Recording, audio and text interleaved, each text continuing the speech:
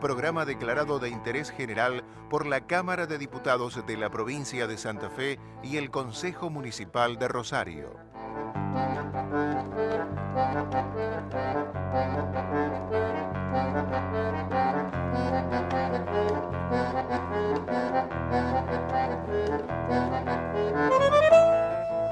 Los monos. Una historia cuyas líneas se siguen el rastro de sangre que dejan las víctimas en una especie de guerra de guerrillas. Osvaldo Aguirre, periodista.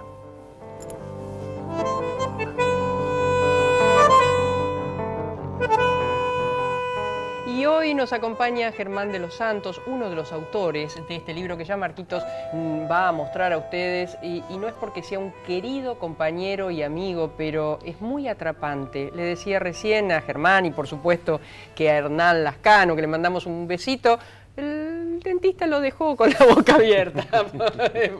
Un beso grande. Bueno, ustedes son los dos autores de este trabajo tan interesante, tan bien escrito.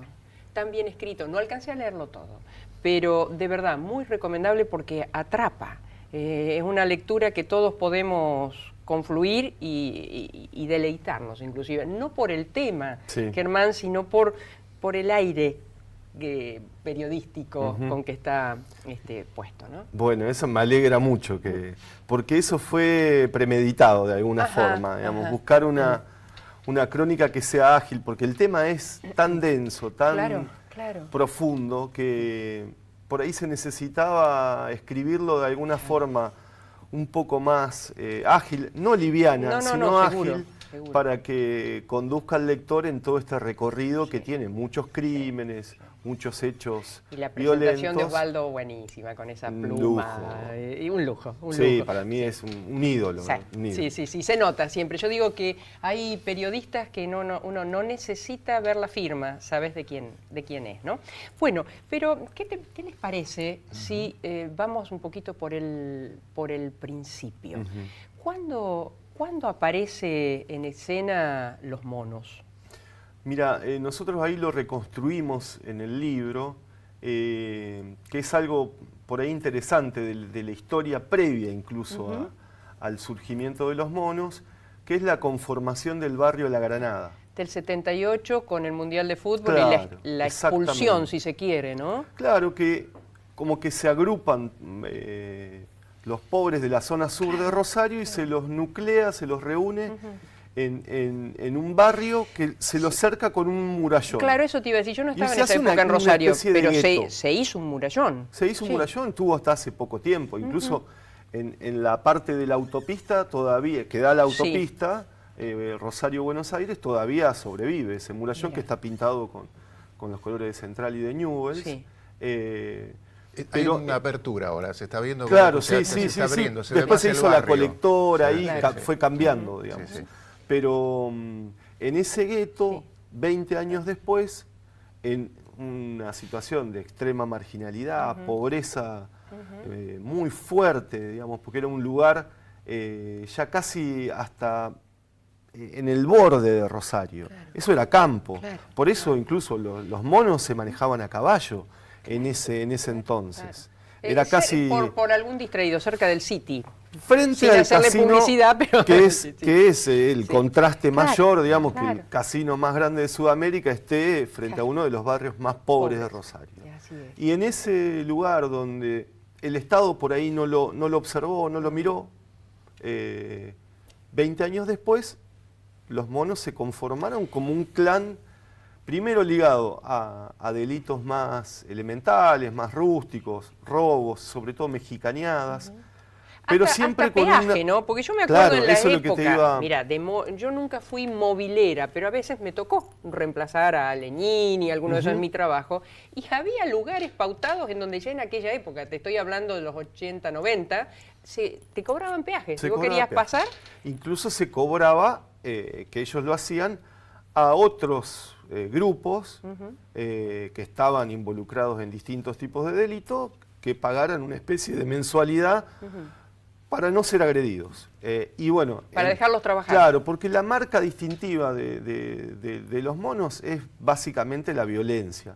Son un grupo muy violento. Los leía a Hernán y a vos, en algún lugar que hablan de que una vez a una víctima de ellos, creo que por disputa territorial, no solamente la torturaron, sino que la mataron y la enterraron con la cabeza afuera para que se viese, ¿no? Claro, esa es como en esa prehistoria, claro. Está esa vieja batalla con otro grupo rival que se apodaban los Garompa, claro. Y que fue muy sangrienta también en su momento, y que la historia, digamos, o la leyenda en torno a esto cuenta que lo entierran y le dejan la cabeza para que la viera todo el mundo. Claro. Y era una especie de sello también. Nosotros somos bravos.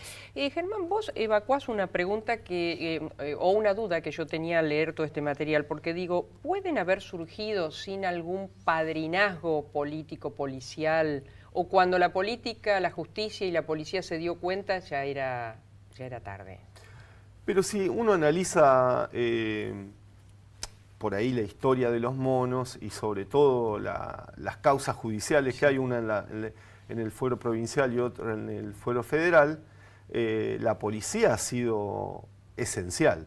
Digamos, los monos no podrían haber existido sin la policía. Columna vertebral de los monos. Incluso ahora 13 de los más de 30 imputados son efectivos de las fuerzas de seguridad provincial, hay un federal también, y de altos rangos. O sea, está procesado el que era jefe de inteligencia de drogas peligrosas, por ejemplo. Claro. Y la policía le aportaba algo que la banda no tenía, porque no era una banda muy sofisticada, como un cartel, por ahí se le quiere comparar con otros países que no tienen nada que ver. Le aportaba datos para la logística, incluso en las escuchas telefónicas que hay en la causa se ve claramente esto, cuando ingresa un móvil de gendarmería o de policía federal, la policía, algunos policías avisan y desactivan algunos búnkeres porque pueden ser allanados, o sea, eso es elemental. ¿No? El búnker, el puesto fijo, como si fuera un negocio de venta al público libre, ¿no? Claro, bueno, ese es otro rasgo también que lo distingue a Rosario, incluso del resto por ahí del país, que era el fenómeno del búnker. Algo contrario a lo que significa la venta clandestina de droga, que en todo el mundo trata de ser oculta, sigilosa. Acá estaba visible, a la vista de todos. Muchos taxistas te decían, mira, ahí está el otro, todos conocían. Pero yo he ido por el trabajo periodístico y me acuerdo en una casa que decía el búnker es al lado. Porque le tocaban se ve que le tocan. Claro, para que no le toquen timbre. Claro. Imagínate, si todos veían eso, también lo veía la propia policía y la recaudación de esas cajas negras tenían. O sea, que venimos desde el 78 de alguna manera agrupándonos. ¿Y siempre fue la familia Cantero? Sí, bueno, sí la familia, algunos parientes indirectos, pero los Fernández también en un principio, pero fundamentalmente los Cantero. Y ahí nosotros en la investigación encontramos, rastreamos como la primera causa judicial que ellos se enfrentan en el fuero federal, que también guarda algunas paradojas, que es en el año 99 que lo detienen al viejo Cantero en Itatí, en la estación de servicio YPF de la entrada de Itatí, con un Forescore, Corrientes, con un Forescore con 70 kilos de marihuana. Que él incluso en el juicio dice que él va a Itatí a hacerle una promesa a la Virgen porque se había podido comprar el primer auto, que era un Forescore en ese momento. Pero lo que marca también que pasaron 18 años y en el medio no hubo absolutamente nada. Claro. Y también por eso cuando esa decís nada, paradoja, la justicia no avanzó en nada. La justicia no avanzó demasiado, sobre todo la federal con el tema de vincularlos con el tema de narcotráfico, preferentemente. E Itatí también se transformó en un lugar que estuvo con el foco por las relaciones políticas que había, policiales también. Está el intendente detenido. Está el intendente Roger Terán detenido. Ustedes estuvieron allí. Yo estuve varias veces este año y el año pasado también.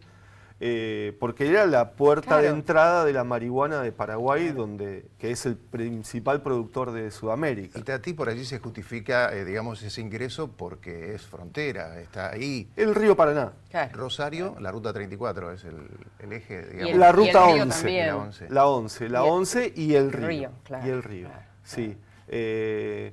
O sea, hay muchos controles adentro. El río también estuvo... como que nunca se le dio demasiada importancia al tema fluvial, y uno se preguntaba que no tenía, o sea, si venía por vía terrestre, venía por avioneta, ¿por qué no iba a venir por el río, digamos? Claro. Es simplemente sentido común.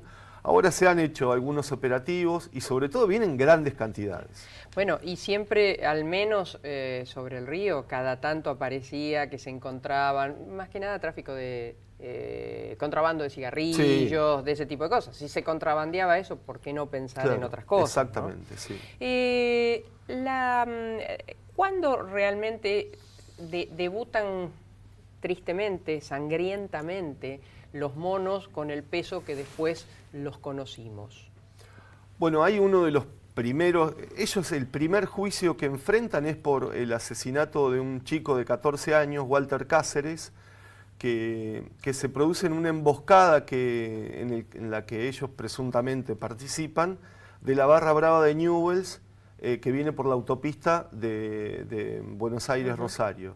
Pero en el juicio después finalmente quedan todos libres. La primera causa por ahí más fuerte es la de asociación ilícita, que se inicia no por los monos, sino por otro homicidio también, que es el de Martín Fantasma Paz, y que a partir del asesinato del pájaro cantero, ellos estaban siendo escuchados, tenían los teléfonos intervenidos, y en esa semana se produce algo que es tremendo, que son esas cinco homicidios, claro, uno detrás de otro, que nosotros ahí en el libro como que lo relatamos muy bien, sobre todo porque tuvimos acceso a esas escuchas telefónicas que te dan la posibilidad, dándole un contexto, de casi recrearlo minuto a minuto. Claro. ¿Y esa visibilización fue el principio del casi fin? Y ese fue, creo que sí.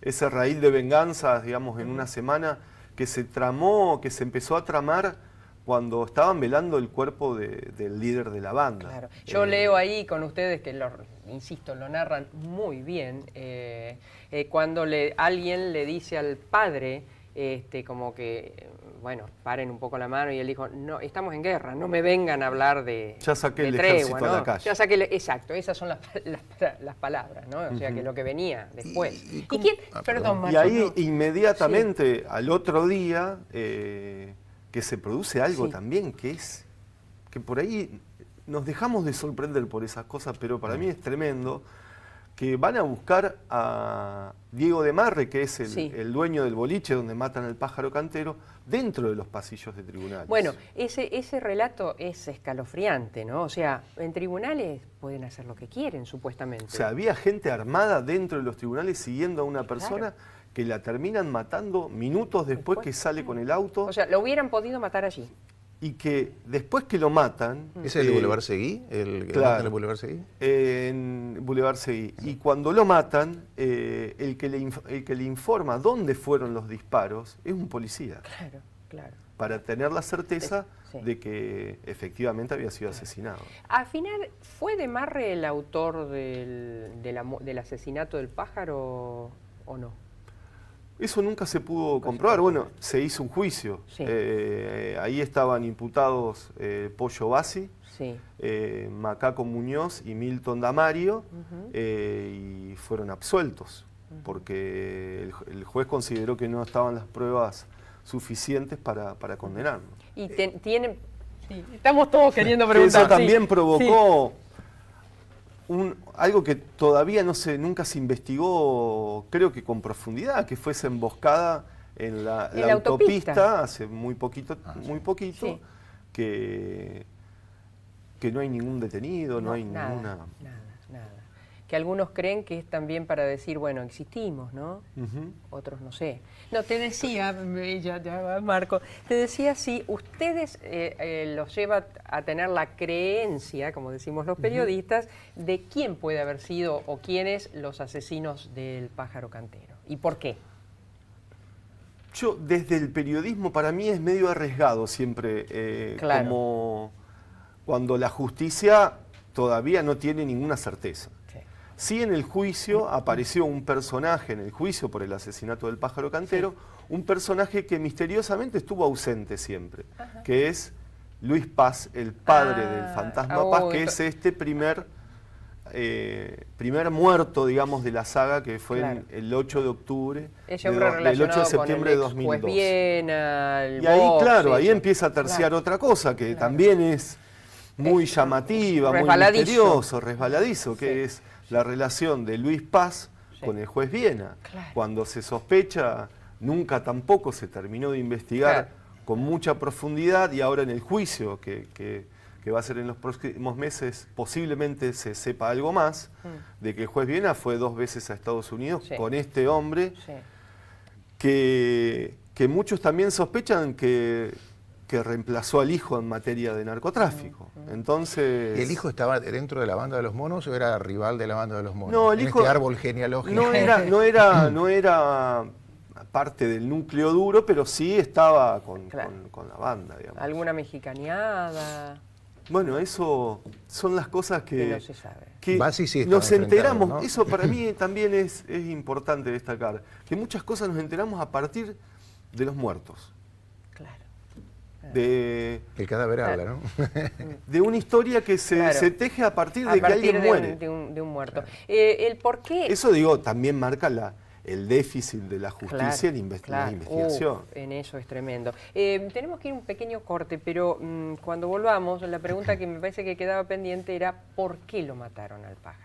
En un minutito seguimos con Germán de los Santos, que junto a Hernán Lascano, 2 queridos amigos y compañeros, han hecho este libro que se llama Los Monos, historia de la familia narco que transformó a Rosario en un infierno. Vaya si lo transformó.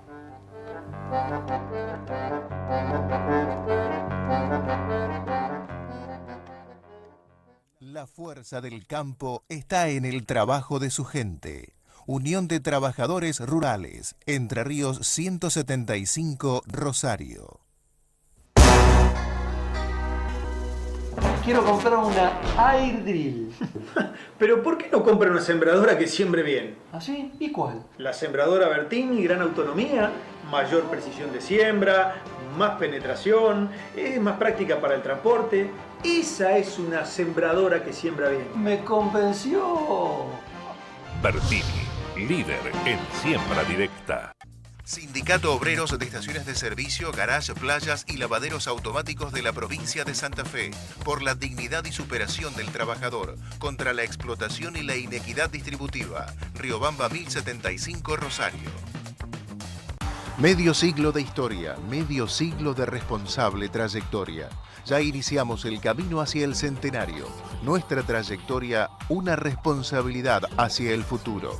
Cooperativa de Trabajos Portuarios Limitada, Puerto General San Martín. Una cooperativa fundada con trabajo y dedicación. Joyería España, las marcas más destacadas, siempre un paso adelante. España y Ceballos. Teléfono 448-8413. Sindicato del Personal Embarcado de Dragado y Balizamiento. Por la Unión de los Trabajadores Portuarios, Marítimos y Navales.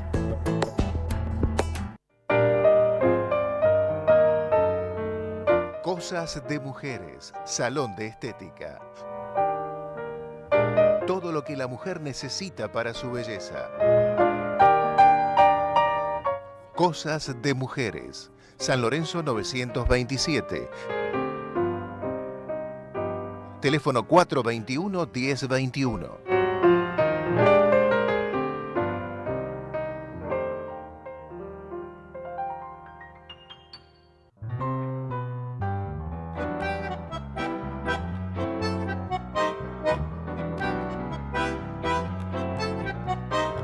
milonga para recordarte, milonga sentimental. Otros se quejan llorando, yo canto por no llorar. Y aquel buzón carmín, y aquel fondín donde lloraba. Soy sangre y piel del tono aquel que me dio su semilla. Esta voz que una vez me sonó a hueco, cuando le dije, adiós, nonino. Tal vez no lo sepas nunca, tal vez no lo puedas creer, tal vez te provoque risa verme tirado a tus pies.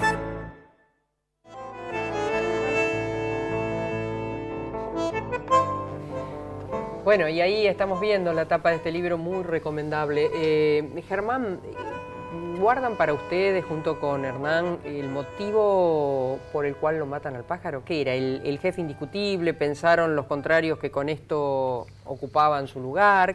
¿Cómo lo crees que fue? Creo que también ahí hay un poco de todo. Y también en el medio, digamos, como sospecha, también existe lo de la venganza. Por la muerte esta que hablamos, sí, sí, que se produjo antes, que es la de Martín el Fantasma Paz. Que era también en el medio de una lucha territorial por espacios para la venta de drogas, que estamos hablando. Porque por ahí cuando se habla de narcomenudeo, sí, de venta de droga a baja escala, uno como que piensa que es un negocio menos redituable. Y estos eran, como recién decíamos, lo de los búnkeres, sí, es un negocio 24 horas funcionando y recaudando permanentemente. Como un casino, pero de droga. Claro. Claro, después está la otra pata que seguramente, no sé si se está investigando, pero es de ese chiquitaje de plata que... La económica, claro. Después se blanquea, ¿no?, en algún lugar, porque eso... Sí, sí. Se blanquea y va muchas veces a parar a sectores legales que no tienen nada claro, que ver que miran con... para otro lado, claro, y lo toman y sí, lo legalizan. Germán, el pájaro o su gente, ¿consumían? ¿Eran adictos? ¿O son? No, nosotros lo que investigamos no hay ningún registro de eso. Ajá. O sea que están lúcidos para mantener la droga. Sí, no sé. Nosotros tampoco nos quisimos meter nunca en el tema privada, no, porque tratamos de abocarnos más a lo que pasó, claro, que a lo que cada uno era. Sí. No, era un dato en el sentido que, a ver si ellos eran conscientes de su negocio o llegaron al negocio por una necesidad tal vez personal y después, bueno... Yo no creo en eso, no creo. Pero tampoco por eso decidimos esos temas, claro, como no abordarlos en el libro, por respeto también a todos. Exacto. Y la otra pregunta, sí tenían una vida, si bien creo que siempre vivieron en el barrio, pero tenían una buena vida y tenían materialmente muchas propiedades o cosas importantes, ¿no? Había propiedades, muchísimos autos, se detectaron más de 50... que eso también era como un ejercicio de destinar toda esa plata chiquita que entraba a los búnkeres, que después se acumulaba y eran montañas de billetes. Hay un capítulo que se llama así, sí, en el libro. Se canalizaban por... Recordemos que en una época, no sé cuán lejana, no lo recuerdo, pero creo que un porro valía 2 pesos, o sea... vos te imaginás todo lo que tenés, la cantidad de la parva, como decís vos, de papel que se junta por ese menudeo. Ahí hay testimonios también de que se van a comprar autos con cajas de billetes, digamos. Claro. Y después el dinero también se ha canalizado en propiedades. Bueno, está esa casa muy grande en Pérez. Que eso se incautó, digamos, se decomisó, pero todavía no tiene se le iba a dar un destino social de alguna manera, la justicia, pero todavía eso no está.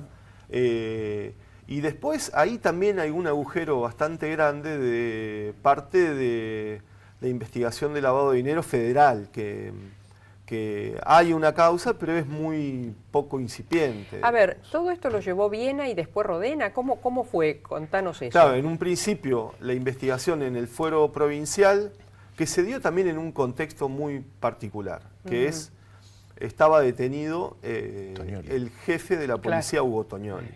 Y el gobierno del socialismo en ese momento estaba golpeadísimo. Necesitaba mostrar también hacia la sociedad que era un gobierno que estaba decidido a luchar contra el narcotráfico de alguna manera, y por eso una causa que no era para investigar a los monos, porque era la causa de un asesinato que era el del Fantasma Paz, se transforma por también condicionamientos políticos en una causa muy importante. Se ve muy claramente en el expediente porque es muy finito, casi nadie investiga esa muerte y de golpe aparece.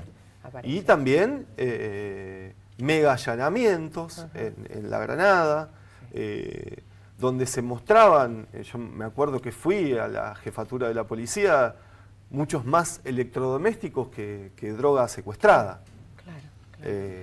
En el libro ustedes dicen, o al menos dejan la duda, ¿no creen que el ex jefe tenga que ver con esto? Hasta ahora no se ha... No hay un caminito... hilo conductor, recordemos que Tognoli está siendo actualmente juzgado en el fuero federal por connivencia con el narcotráfico en el sur provincial. Así es. Y ahí hubo un impacto político muy fuerte que me parece que también la causa de los monos se le dio un impulso muy grande para... Y después el atentado al gobernador. Eso te iba a preguntar, si hay alguna relación entre Medina, los monos, el atentado al ex gobernador. No hay una relación así directa, porque los monos no aparecen tampoco en ninguna investigación que estén vinculados al atentado que sufrió Bonfatti.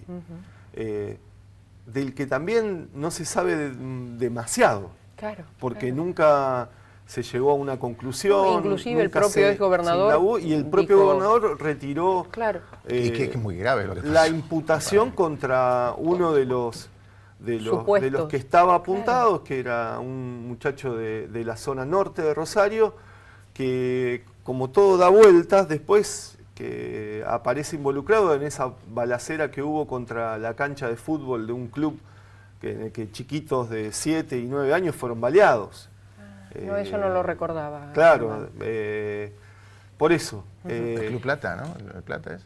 ¿Cómo? ¿El Plata es el club? No, creo que era Defensores de Belgrano, me parece.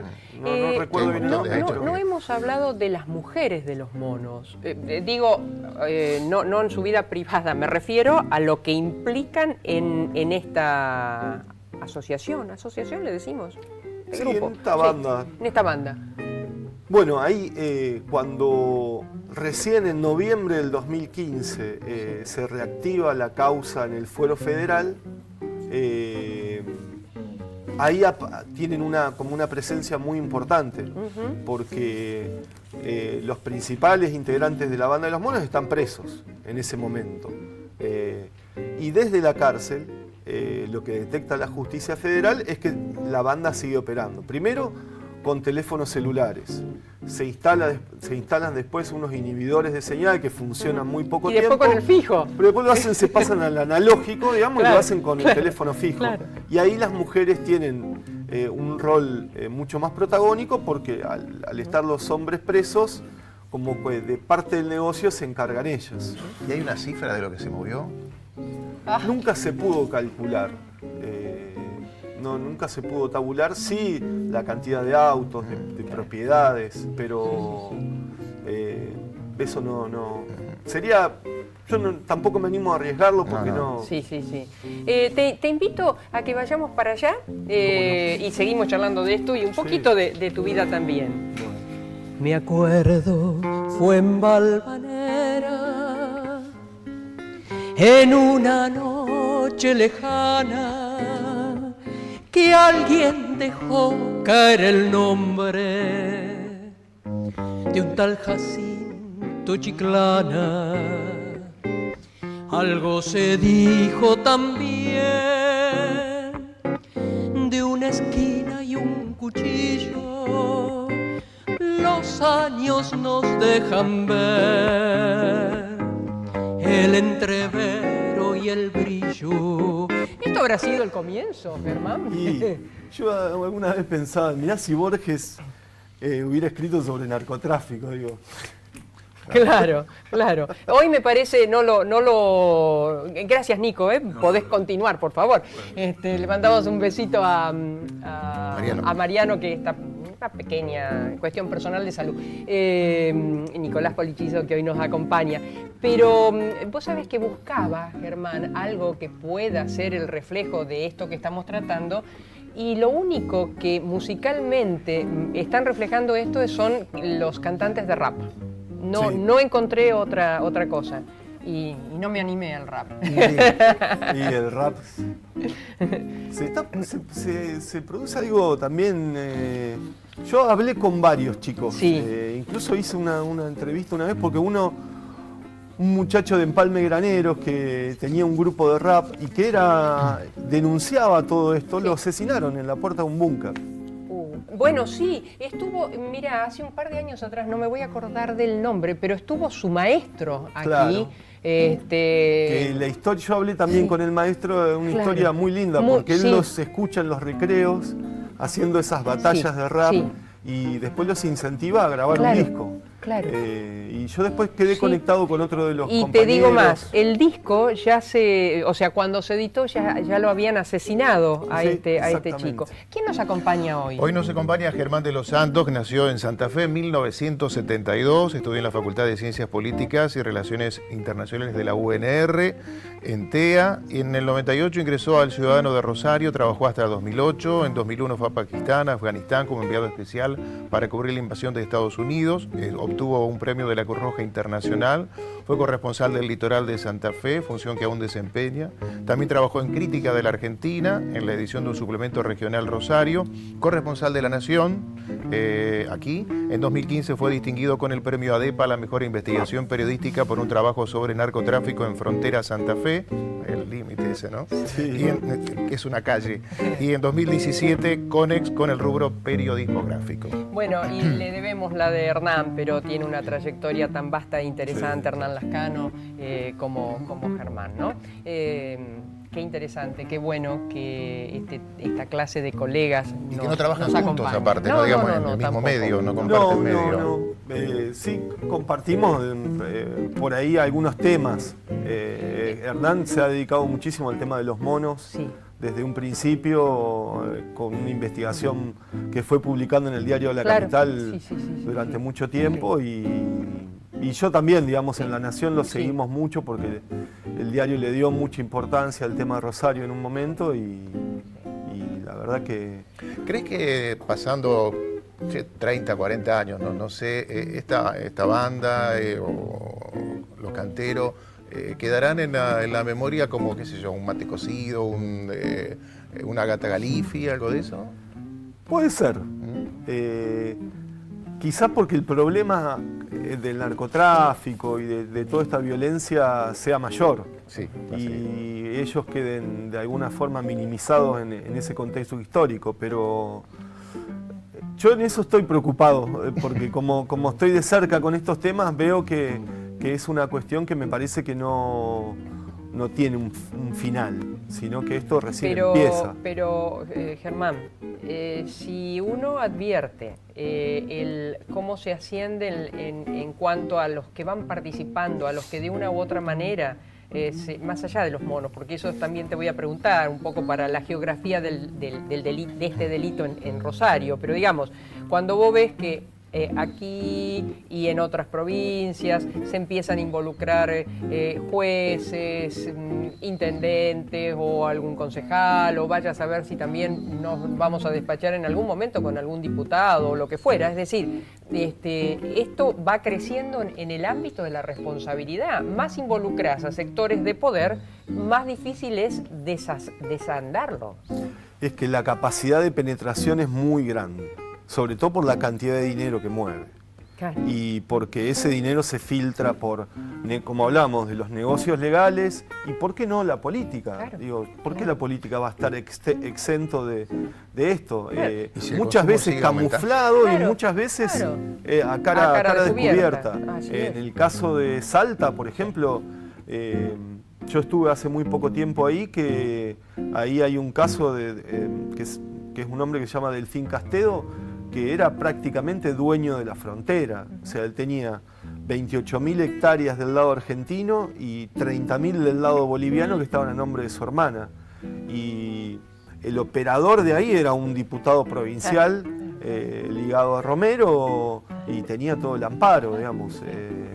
Pero estamos hablando de la frontera con Bolivia, una parte era de él y por ahí pasaba gran parte de la cocaína, que después terminaba acá. Claro. Pero si no se frena también el consumo, si no se disminuye, alguien tiene que Esa es venderla. la otra pata, creo. Bueno, ahora se está mirando el con tema de la salud que... Claro, se está mirando con mucha atención el proceso de Uruguay, ¿no? El dos veces expresidente Sanguinetti dijo que le parecía un error no solo que en las farmacias vendan, sino que sea más importante promocionar que se vende que promocionar lo negativo que es para la salud. Sí. No obstante, están todos mirando a ver qué pasa, ¿no? Sí, que también es un experimento bastante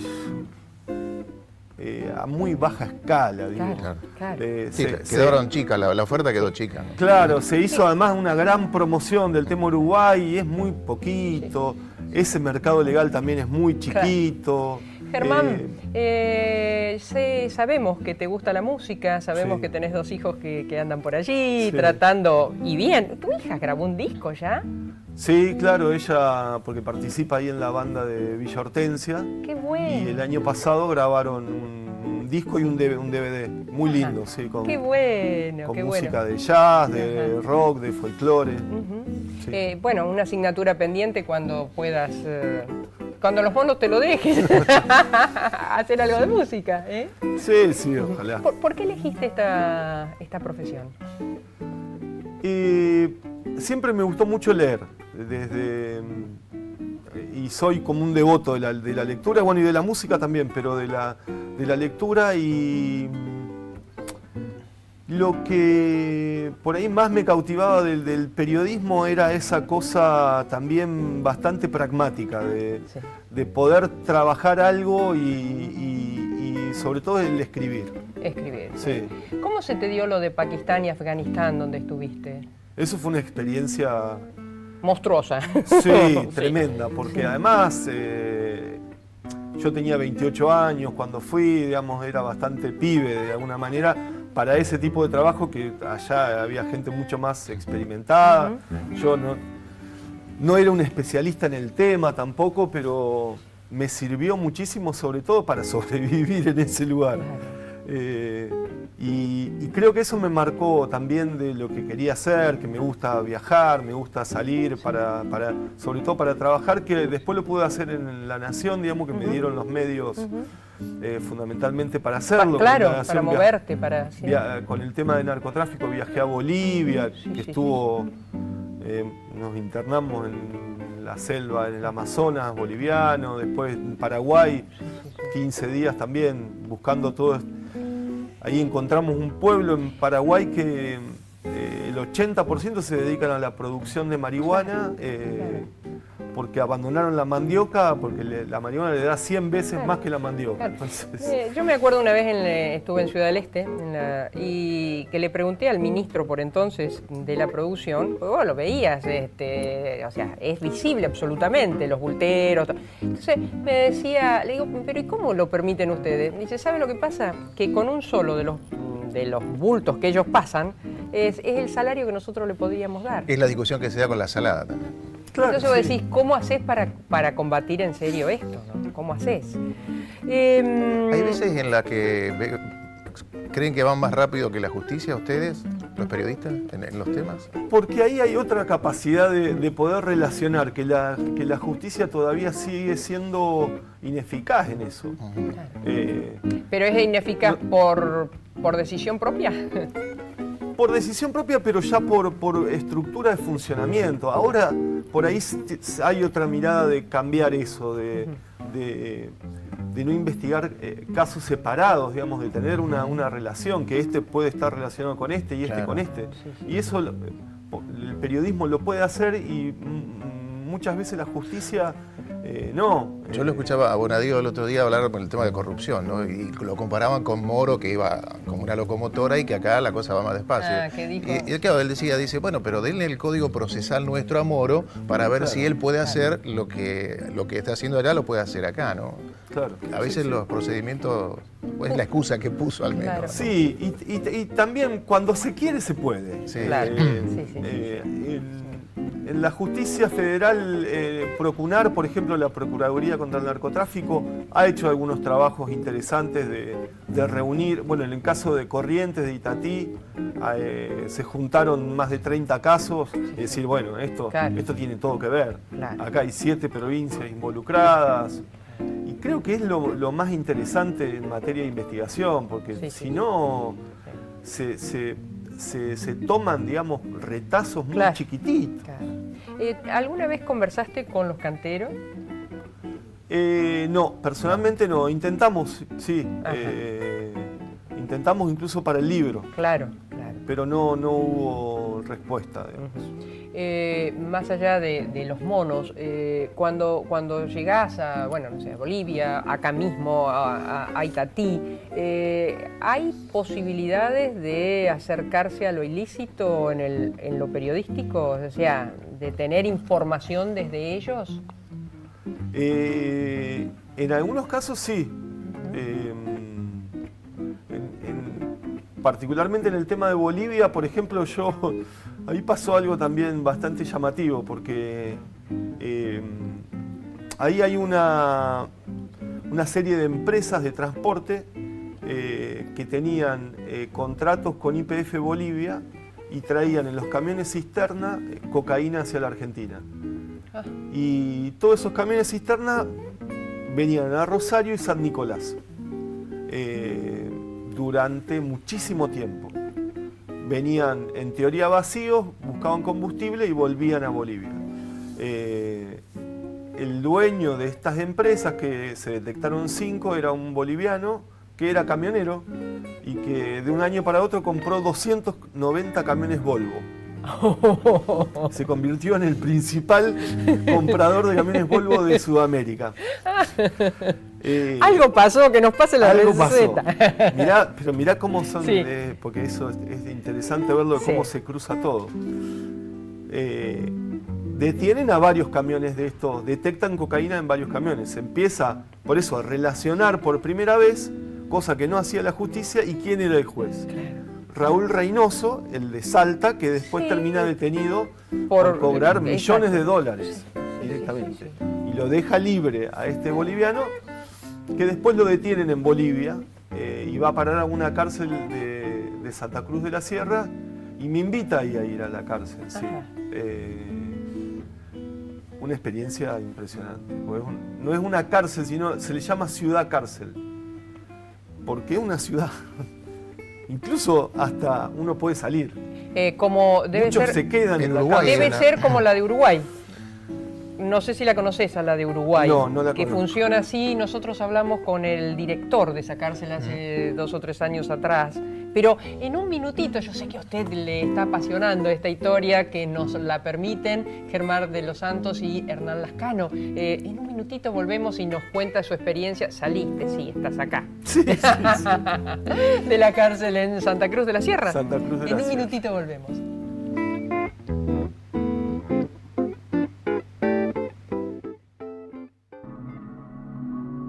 La salud y el buen estado de su animal es el objetivo de nuestros profesionales. Atención especializada en equinos deportivos, venta de artículos de talabartería. Veterinaria Doctores Grande y Robea SRL.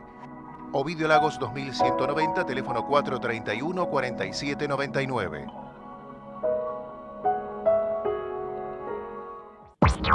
Sono Informática y Audio Profesional, Notebook, impresoras, Sono, proyectores de TV y video, Sono Urquiza 1155, web, sono-delmediostore.com. Estamos recuperando para los rosarinos. El valor del Palacio Basalo. Accesibilidad y sustentabilidad puesta en valor del Consejo Municipal de Rosario.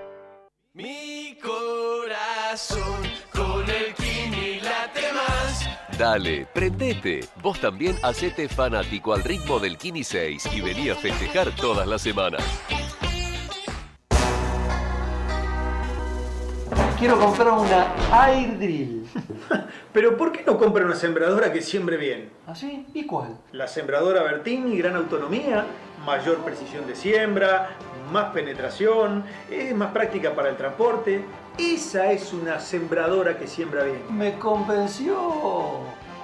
Bertini, líder en siembra directa.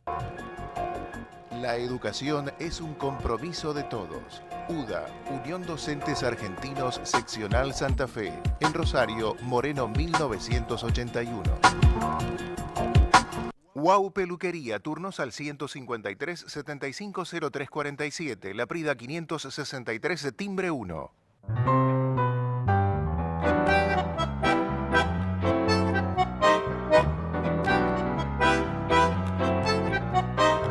Milonga para recordarte, milonga sentimental.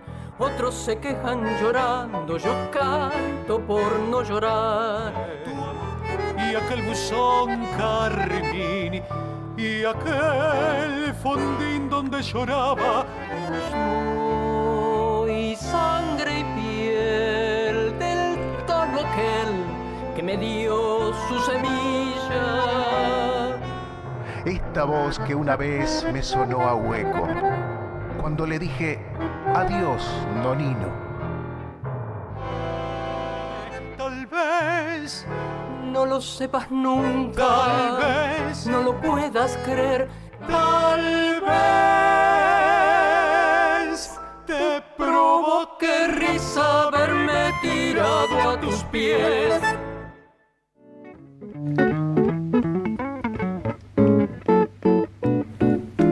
Bueno, le agradezco mucho al maestro, nuestro querido amigo Nicolás Polichizo, que hoy nos acompaña. La ropa, como siempre, es de Aileen Cowells, en este caso un tramando precioso, un remerón, digámosle así. Y vos, Marquitos, tenías que decirme algo. Sí, que como siempre preside nuestro programa un cuadro de María Angélica Grande de la colección Neurociencia. Sí, esto fue hecho, son no sé cuántos cuadros, pero muchos, para un congreso que se hizo a nivel internacional de neurociencia. Y están a la venta, si alguien quiere. Sí, están a la venta. Sí, le vendría muy bien. Yo no sé si uno tiene, sí, los vende, pero viste, cuando haces algo muy tuyo, no sé si debe ser un desembarazarte de algo importante, ¿no? Para los pintores. Bueno, hablando de venta, viene bien la venta del libro. Pero ¿no? Muy bien, Germán, ya van por la suerte. segunda edición. Y ahí estaban, sí. Qué bueno, sudamericana de paso lo está. Sí, la verdad que estamos contentos, porque se tiene muy buena aceptación el libro, sí. en el Rosario, en el resto del país también. Sí. Mucho interés, que eso la verdad que nos pone, porque fue bastante duro el trabajo. Y me imagino. Ya vamos a lo de la cárcel, pero ¿en casa comparten todo este oficio tan trabajoso? Sí, claro. Bueno, mi mujer es periodista también, que trabaja en el diario La Capital. Y sí, compartimos y también digamos, es también difícil todo el día estar, por ahí abstraerse de todo, no me quiero hacer está la interesante. sabionda porque se me fue. ¿Quién es nuestra colega? Jorgelina Giva. Ah, sí. Bueno, le mandamos un besito también a ella. Me parecía recordar que tu mujer era periodista, pero no me acordaba quién. Sí. Bueno, contanos de la experiencia cuando fuiste a la cárcel allá en Sierra.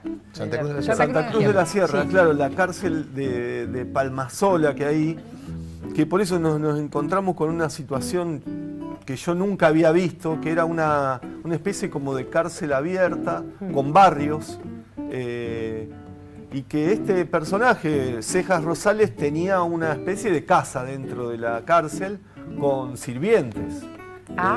Tenía peluquero. No. había un bar al lado de su casa, digamos. Era multimillonario. Bueno, es lo que nos presentan algunas películas, ¿no? Del narcotráfico. Claro. Que la vida sigue igual en una celda, pero... Y ahí había barrios de colombianos, barrios de mexicanos, porque Santa Cruz de la Sierra es un lugar, un núcleo durísimo del tema, sobre todo de cocaína, productor de cocaína. ¿Y él qué te dijo? O sea, lo que más te impactó de él. No, porque después, antes me había llamado el juez que investigó el caso bien, digamos, no como fue el que detuvo a Reynoso. A Reynoso, digamos, sí. Y me dijo, de Los Santos, fíjese, porque me parece que le van a ofrecer un soborno. Y claro, porque él estaba escuchando. Claro. Dice, ya me pasó a mí, la semana pasada me ofrecieron a mí, dice. ¿Y efectivamente te ofrecieron? No, yo no dejé, fue una entrevista así, yo me fui, no di pie a nada. No diste pie a nada. Pero sí, muy interesante el tema de Bolivia, porque después estuvimos en la parte productora de coca, que en el medio de la selva, digamos, en una hora encontramos 9 cocinas de cocaína. Digamos, vuelvo a los monos, Germán.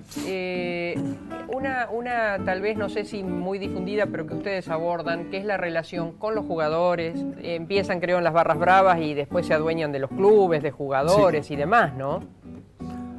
Y ahí hay un punto también interesante, está el caso de Ángel Correa, que es un chico que nace ahí en el barrio, que es como una especie de protegido de ellos y que lo acompañan hasta que él debuta en San Lorenzo. Una familia también muy complicada, la de Correa, de la extrema pobreza, un pibe que nace ese barrio y después llega a la selección nacional. Y en esa canchita que muchas veces se ha mostrado, donde está el mural, donde está la foto donde está el mural del pájaro cantero, digamos, que se le rinde tributo después de su muerte, iban a jugar Ever Banega, también otro jugador de la selección nacional.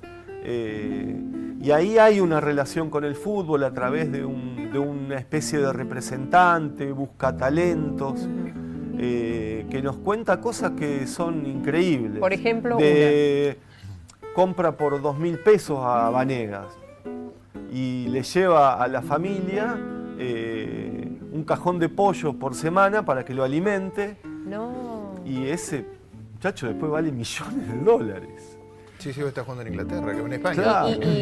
¿Y sigue perteneciendo a ellos? No. Se cree que no, digamos, obvio.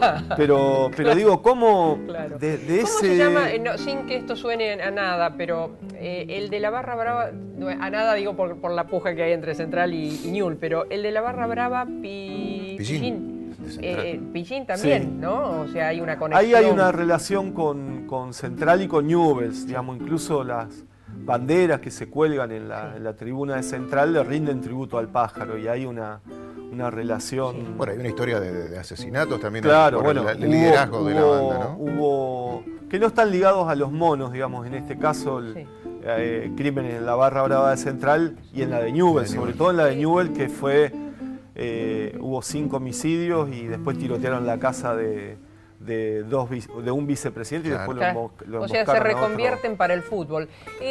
Rápidamente, porque se nos voló el programa, pero ¿cuál es la geografía del delito que tiene que ver con la droga en Rosario? Porque apareció también un nombre que yo no lo había escuchado nunca, los Schneider, ¿puede ser?